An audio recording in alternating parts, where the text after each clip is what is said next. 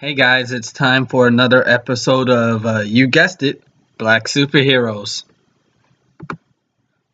So today we're going to be talking about black superheroes and Afro soldiers.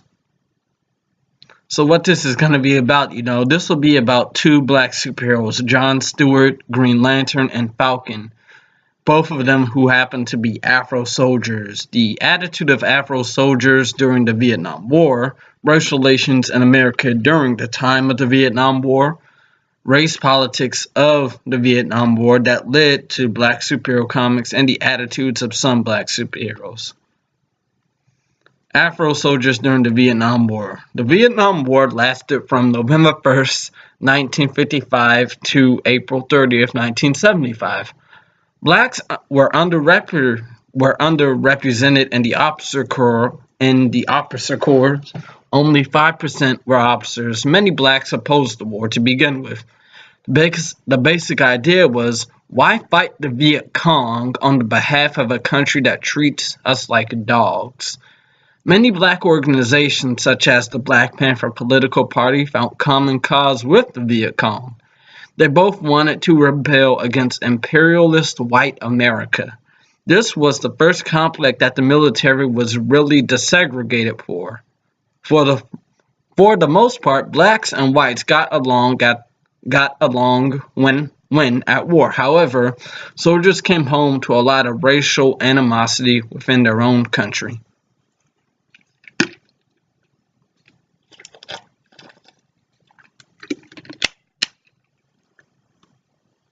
Muhammad Ali. Muhammad Ali refused the draft. He had his title stripped for doing this. He was also part of the Brotherhood of Islam, and he was recruited by Malcolm X. His resistance to the draft not only inspired other blacks to resist the draft, but his actions also inspired a comic book. Superman versus Muhammad Ali. The plot was that Superman was to give up his power so he could have a fair boxing match against Muhammad Ali. There was a lot of symbolism in this comic. Historically, the heavyweight boxing championship is where public opinions occur concerning race are often settled when one opponent is black and the other is white. For instance, remember when DMX wanted to box George Zimmerman for murdering Trayvon Martin? The racial component of this being that Muhammad Ali was the representative of black people rebelling against the powers to be, and that Superman being the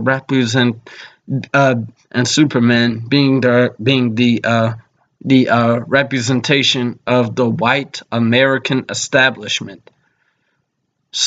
Some would even go as far to say that Superman is white supremacy in the flesh. Direct quote, Superman ain't never saved no black people. John Stewart, Green Lantern. John Stewart was a U.S. Marine before he was selected by the Green Lantern Corps. He is held as the African American Green Lantern. He was meant to be a substitute for Hal Jordan, for the Hal Jordan Green Lantern. At first, Hal Jordan rejects the idea of John Stewart being his backup. He claims that John is too angry and undisciplined to be a Green Lantern, thus invoking the stereotype of the angry black man. John's first superhero assignment was to protect a white racist politician.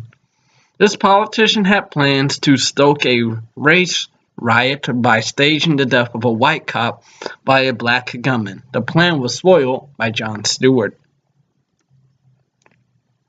Now, how does this tie to the Vietnam War? Well, John Stewart was created in 1972 while the war was still going on. By the time of the Vietnam War, blacks had already proven themselves in combat, so the government integrated them into the army without restrictions. Similarly, in the Green Lantern series, the Guardians, who are an alien council that who are an alien council that led the Green Lantern Corps, selected John Stewart, a black man, to be the backup Green Lantern on Earth because they knew that a black man was also capable of being a Green Lantern. They also spoke to something else that was happening in the military and society at the time. Blacks were being seen as fit to do the same jobs as white people. Falcon. As I said before, Falcon is Marvel's first African American superhero. Falcon's comic book origins is very complex. He was lured to an island of exiles and by an ad place for a Falcon trainer. The exiles like to pass the time by terrorizing the black population. He organized the black population to confuse the exiles, thus stopping the harassment. This isn't mentioned in the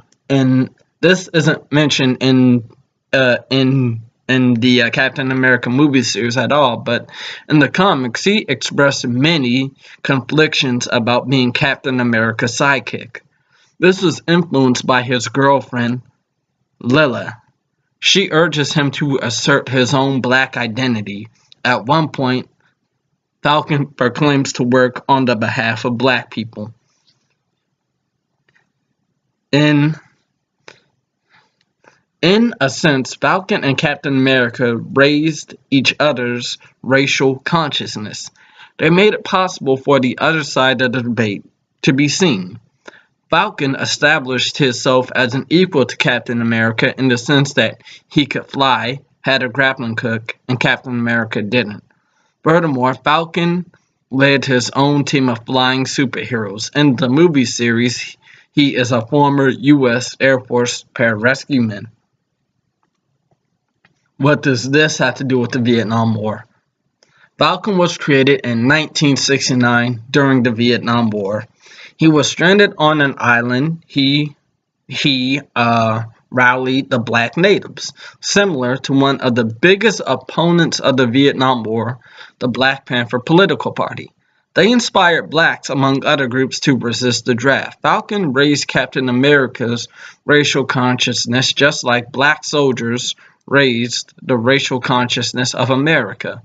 Falcon resisted the white power structure of a lot of comic books by refusing to be the white Captain America's subordinate sidekick all the time, just like black soldiers resisted the Vietnam War from within the military and challenged the white power structure of the military.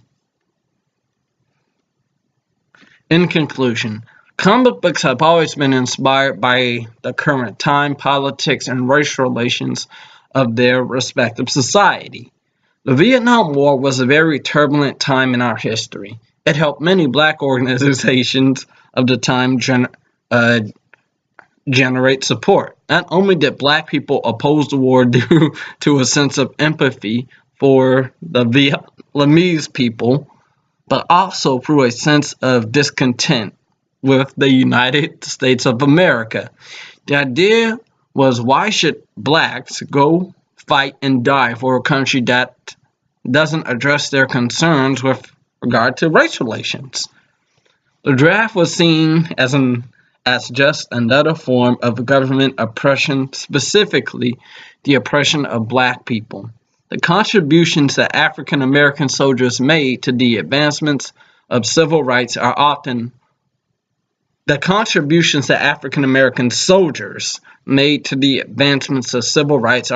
overlooked, just like the contributions made by black superheroes are often overlooked.